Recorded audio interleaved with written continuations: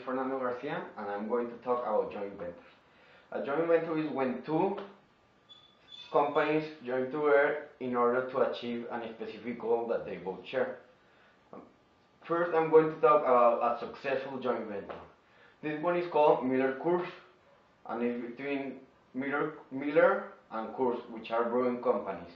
The purpose of doing this joint venture is because they wanted to make a better competition to Busch InBev, which are the owners of Corona. And this company, they own 25% of the global market, and Miller-Coors, they want to stop this. And they already had a lot of success because right now they control 30% of the brewing market in America, and they are winning lots of money.